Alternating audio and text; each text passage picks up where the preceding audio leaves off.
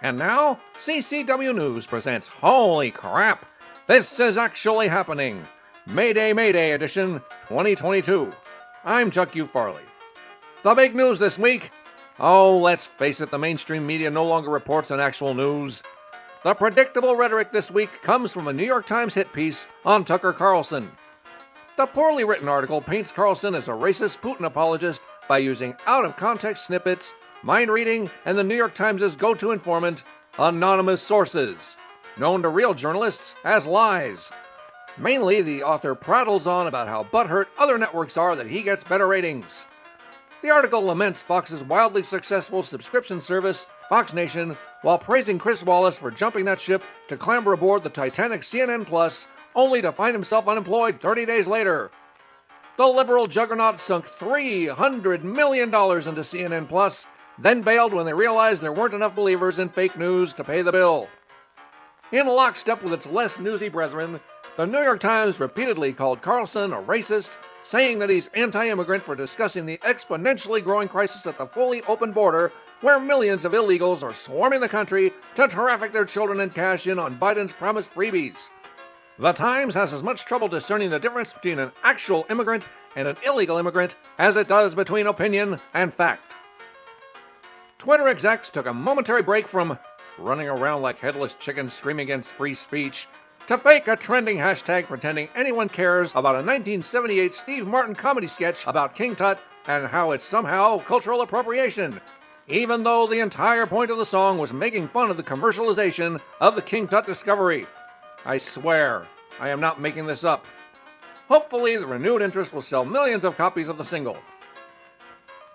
After then-candidate Joe Biden said his team has created, quote, the most extensive and inclusive voter fraud organization in the history of American politics, end quote, he magically went on to win by receiving more votes than any human in the history of Earth. Oddly, all after 2 a.m. via mail-in ballots.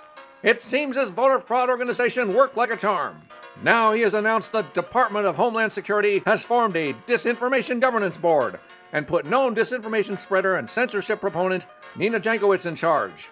She is a perfect choice for the role of Minister of Distruth, as she literally said she shudders to think of the damage free speech absolutists will cause because, wait for it, freedom is racist. Nope, I'm not making this one up either. Speaking of royal flatulence, Prince, soon-to-be King of England, Charles, is excited about bovine gimp masks so that cows won't burp us into a global climate change crisis. Seriously, I'm not making this one up either. While AOC's Green New Deal focuses on cow farts, it's nice to know that we have both ends of the cow covered across the pond. On Tuesday, Lord King Dr. Fauci told PBS NewsHour that, quote, we are certainly, right now, in this country, out of the pandemic phase, end quote. And after all, he declared himself the science, so that can't possibly be fake news, right?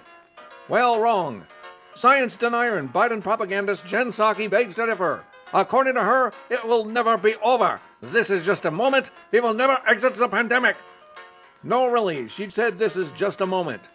The science then pulled a mea culpa and took back what he said. The Disinformation Governance Board is already showing its effectiveness. Good on you, comrades.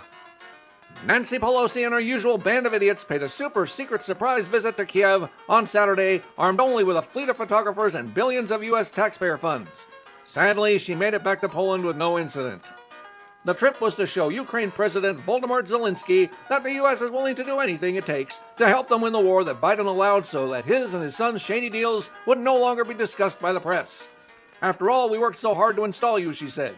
It's not like we would abandon you now. You're too useful to the Democrats. King Brandon is planning to send them $33 billion in weapons, all of which he plans to steal from law-abiding Americans once he gets that pesky Second Amendment removed, as promised. The First Amendment was so easy, I say we keep going down the line, a gleeful Biden giggled into his pudding cup Sunday afternoon. Enjoy Twitter while you can, comrades. For CCW News, this has been Holy Crap, this is actually happening. I'm Chuck U. Farley. Good night, and may God help us.